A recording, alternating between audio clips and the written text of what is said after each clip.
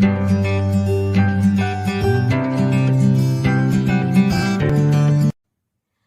am feeling immensely happy in introducing the incredible learned personality Andre Riehl from France. He is a master of Nidra Yoga and Kashmir Shaiva Tantra. He is a student of yoga since 1972. He first stayed in a monastery in the Himalayas and met many traditional masters studying extremely specific teachings of classical as well as tantric yoga practices. After some years of searching, meeting with Kashmiri Babu, an ascetic from the Shaiva tradition, he underwent a retreat of deep study into the spiritual quest. Also, very touched by his meetings with J. Krishnamurti and Sri Anand Mahima, he studied further important aspects of the inner path. It was the final encounter with Chandra Swami, an ascetic from the Brahmanic lineage of the Udasins, which would give a full understanding of all the teachings studied before. He has been teaching Mantra Yoga, Pran Kriya and Swadhyay. He is a Nidra Yoga instructor for the past 20 years across 5 continents. He is a board member of the European Union of Yoga, founder of Nidra Consciousness, founder member of Indian Yoga Association and director of Nidra Study Centers across the globe. Ladies and gentlemen, please join me in welcoming Andre Riehl.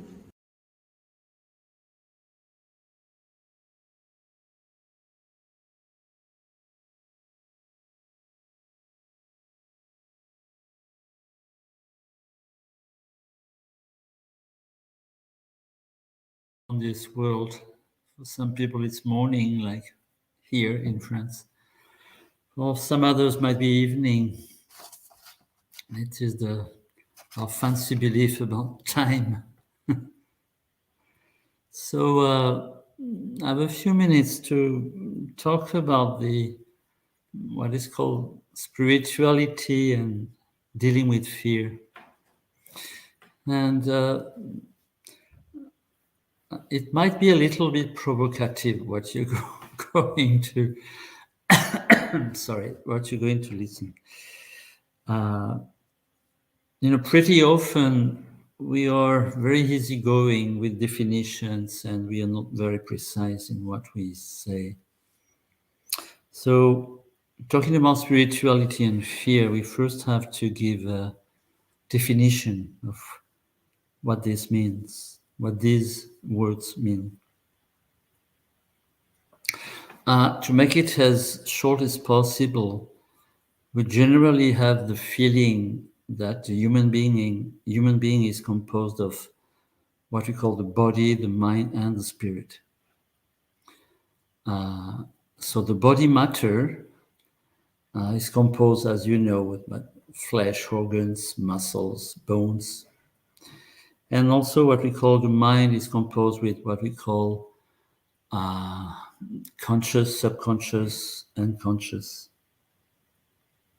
So what we can see pretty easily when we're using our conscious mind with the rational thinking is that the perception that we have of body and mind is bringing a kind of duality. We separate these two. And of course, separation always brings conflict. So whenever we take in account only the body or only the mind, we bring conflict always. Opposition, fragmentation, division.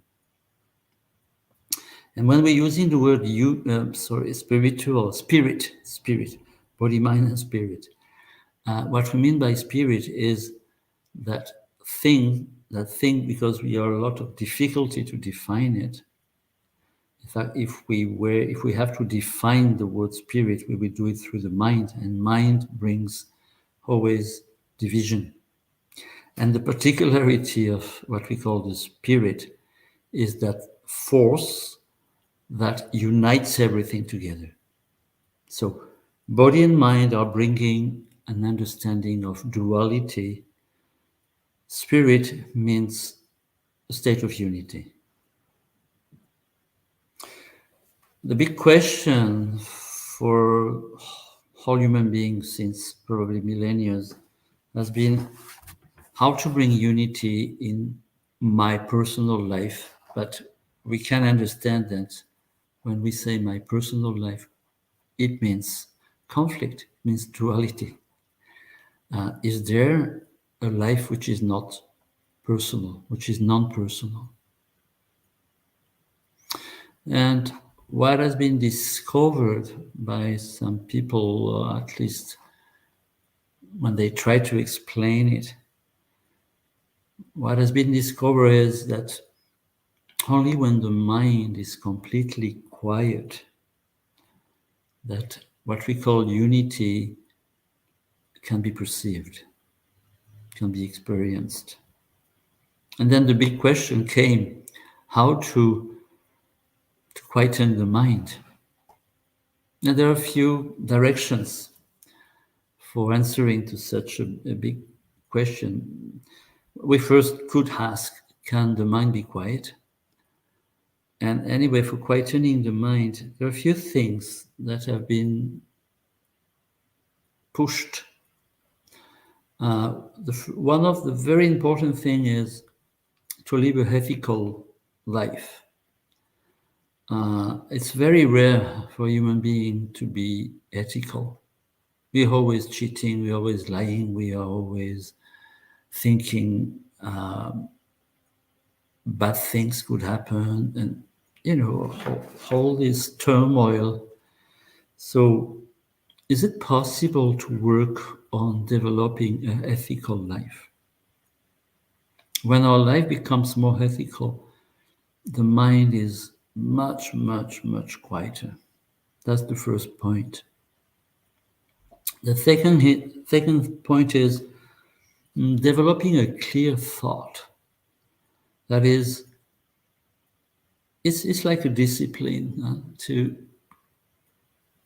push oneself for developing, for maintaining a clear thinking, and not always bringing strange ideas into one topic when there is a question to solve, not to bring anything, working on this question only. And then the third point for quietening the mind is about inquiring into reality. That is, reducing the impact of imagination. Now, the other word of this topic is fear. So, since millennia, we have noticed that human beings have been facing fears, many, many types of fears.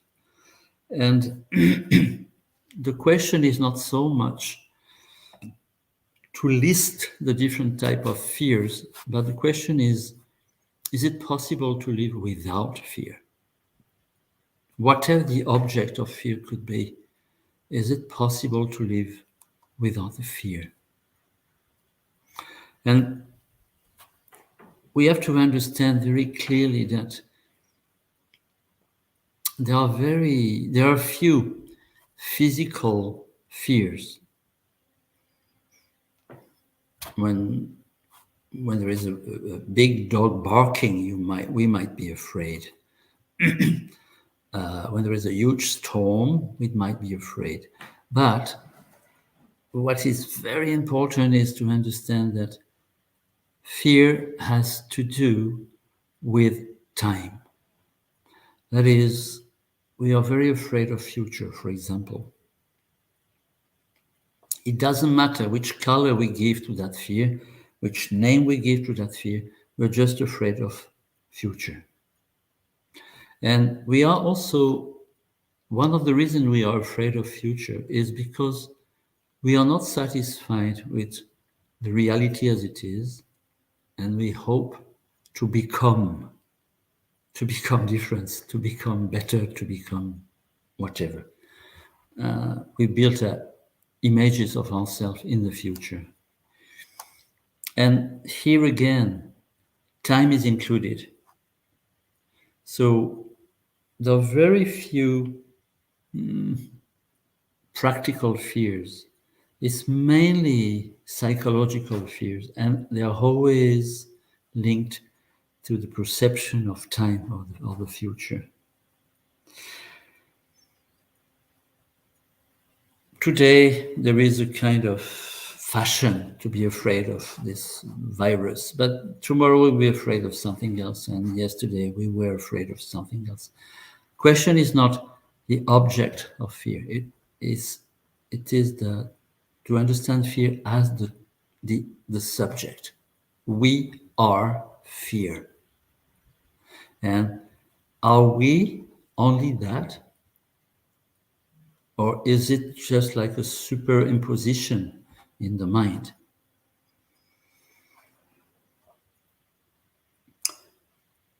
We could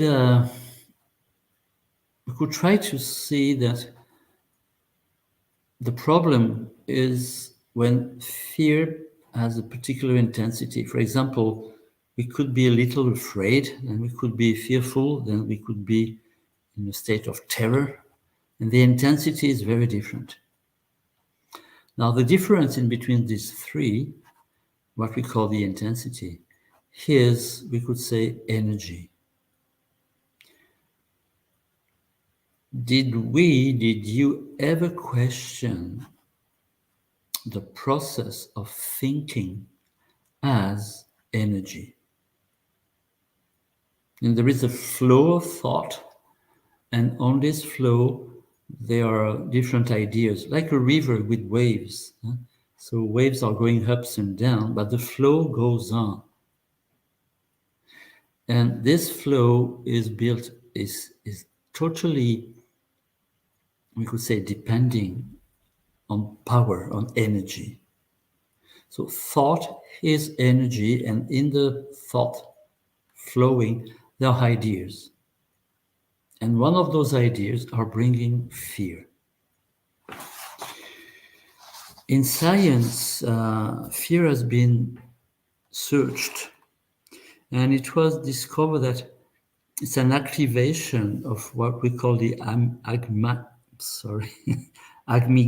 amygdalian processes, which is in the temporal lobes, the temples.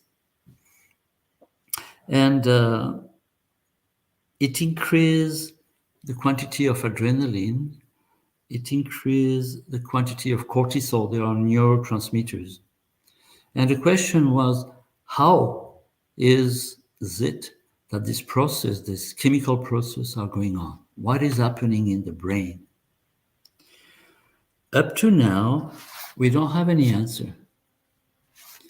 We know that when somebody is facing a situation that is perceived as a danger, these chemical processes start, and they are good ones because they help for facing the situation, either fighting against it or running away from it. But if those activation do not happen, there is no reaction. And if it is a physical danger, then we might be hurt for real. But the main point is, what is behind fear? Not fears, but the process of fear. What is behind fear? There was a famous psychologist, Carl Gustav Jung, who explained that fear exists for us to grow psychologically. And it is also very important to inquire into the process of fear. Once again, not the object, but the process itself. So when we look at fear, behind fear, there is always a desire. There is always a kind of dream. And we rarely inquire into the process of desire. Many so-called spiritual traditions have said that desire is bad. which is kind of really short-minded. We have to inquire, what is desire? What is a dream? And because if I don't access to my desire, I will be full of fear, for sure. The Because working on desire brings to asking step by step or developing the perception of what is the ultimate desire of, we could say, a person, but it means for mankind. Everyone is the same as others. That is, for example, we are afraid of being ridiculous, we are afraid of future, we are afraid of death, we're afraid of failing or not having enough money. And on the other side, we need to be recognized, we need to be loved, we need to be understood, we need to be strong. All these are intertwined together. So what seems to be is that fear comes from accumulation in the mind. And also fear comes from belief. If we ever look at a fear, I'm talking not the object of fear, but the state of fear. When we look at it for what it is, that is energy, this fear will vanish, will fade away. We have to understand that fear is always bringing aggressivity, violence, always. Somebody who has no fear is never violent. It is impossible. So it's really a question of intensity. Now, how can we deal with this power, with this intensity of life? Facing the intensity of life is spirituality. That is, very often when we are afraid of something, we give value to this something. And we are ready to fight or to run away from this something. Now, we have to do this not with the object of fear, but with the fear itself. Can we stay with it? There are several intensities that might be experienced. As I said before, we could be just a little afraid, could be fearful, or could be in a state of terror. You cannot face terror, which is a very big intensity of fear, if you don't first face when you are a little afraid, because it is the same energy. Being afraid means, once again, to watch and to feel this energy. It is not acting against it or running away.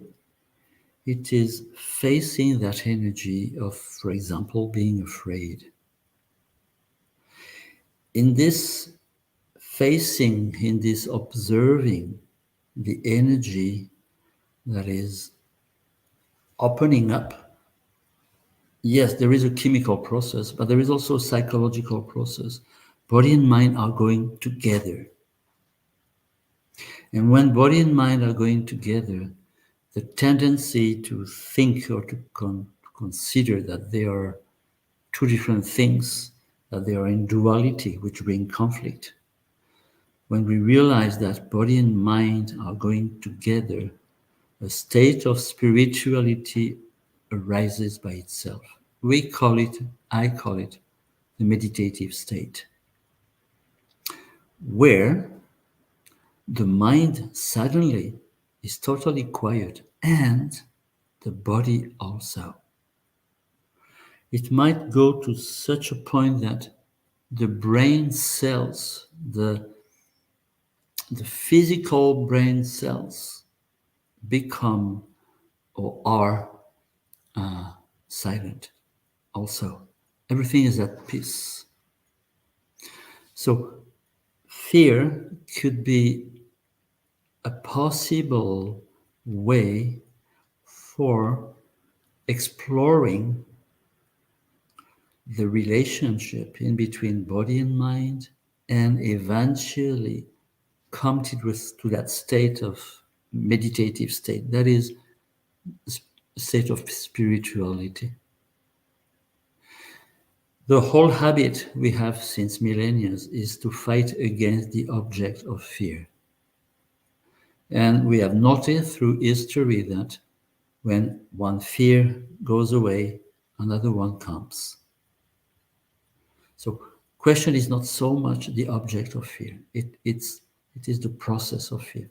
Staying with it, watching it, exploring it, investigating in it, to realize how this is built. And on the basis of it, we could say behind it, is this extraordinary energy of life. In this extraordinary energy of life, which is a huge flow, it is a flow of pure quietude, silence, and vastitude. And this is what spirituality is. Thank you for listening. Thank you. Mario. Namaste, Anjali. Thank you very much for speaking on such an important topic and in such an important times in Corona and Omicron. You rightly mentioned that the fear, you mentioned the anatomy of fear about how amygdala governs his thought, energy, ideas, and that bring fear. Amygdala, adrenaline, even cortisols. You mentioned about the science behind it, and as a solution, you said to face it, to inquire into it, and how to deal to through meditative state of mind where mind quietens, and in that silence you get to inquire yourself and win over it. Thank you very much for being here with us. Thank you. Thank you. You're a good listener. Thank you. I owe my thanks to Mr. Andre Riehl for guiding us the meditation practices. Thank you very much.